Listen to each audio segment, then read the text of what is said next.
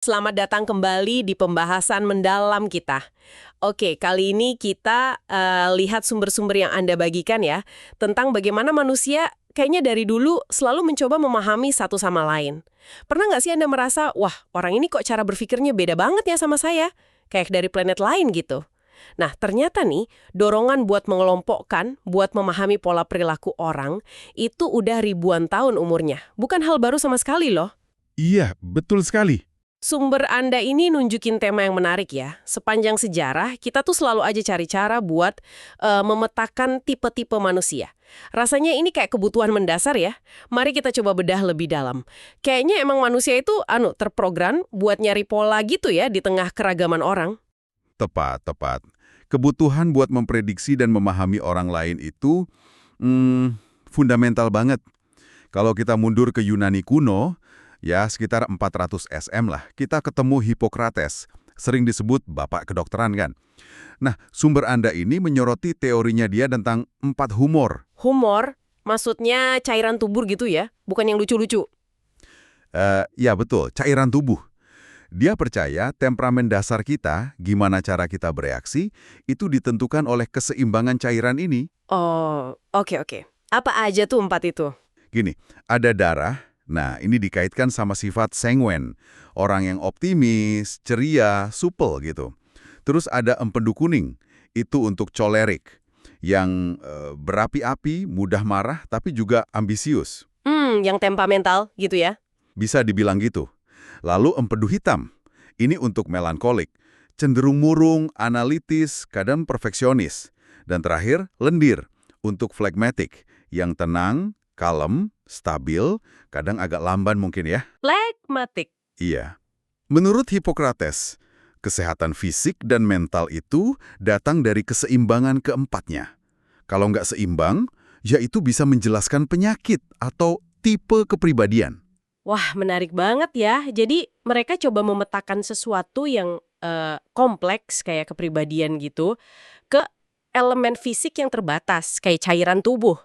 Seolah-olah karakter kita tuh udah tertulis gitu ya dalam biologi kita, agak deterministik kedengarannya.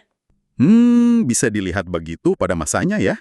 Tapi usaha pemetaan ini nggak berhenti di Yunani aja kan sih? Sumber Anda juga bawa kita ke tempat lain. Betul, jauh banget. Di Meksiko kuno, suku Aztec juga punya sistem mereka sendiri. Tapi basisnya beda. Kalau mereka, seperti yang disinggung materi Anda, pakainya elemen alam. Ada 4. Api, udara, tanah, dan air. Oh, elemen alam, bukan cairan lagi ya? Bukan. Ini lebih ke, energi atau esensi yang membentuk seseorang. Oke, terus gimana tuh pembagiannya? Orang api itu digambarkan sebagai pemimpin yang penuh gairah, pejuang, dinamis. Kayak semangat yang berkobar gitu ya? Iya. Terus orang udara lebih fleksibel, komunikatif, sosial. Kayak angin lah, bebas bergerak. Hmm, Lalu orang tanah, ini melambangkan stabilitas, kepraktisan, pondasi yang kuat. Fokusnya ke komunitas, membangun sesuatu yang kokoh. yang membumi gitu ya? Betul. Dan terakhir orang air, cenderung lebih introspektif, tenang, emosional, punya kedalaman kayak air. Api, udara, tanah, air. Pola 4 bagian lagi ya? Iya, muncul lagi kan polanya?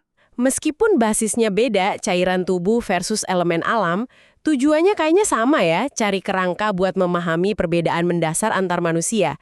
Dan ini kan menarik ya, karena seperti yang juga disinggung sumber Anda, pola pikir ini tuh terus ada sampai sekarang.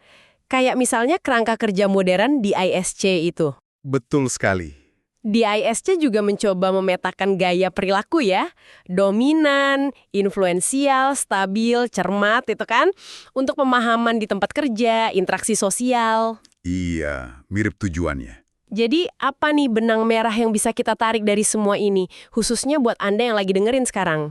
Poin kuncinya, menurut saya, adalah dorongan buat memahami dan, ya mungkin sedikit mengkategorikan, perilaku manusia itu universal, abadi sifatnya.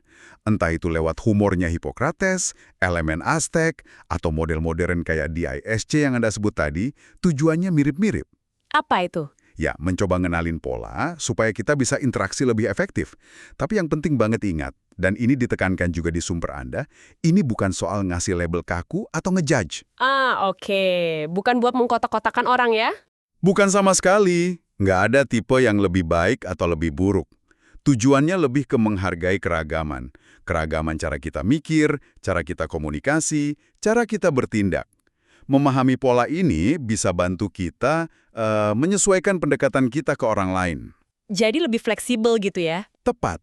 Dan kita bisa lihat jejak pemikiran kayak gini tuh berulang terus sepanjang sejarah. Ini nunjukin betapa pentingnya buat kita merasa bisa membaca orang lain.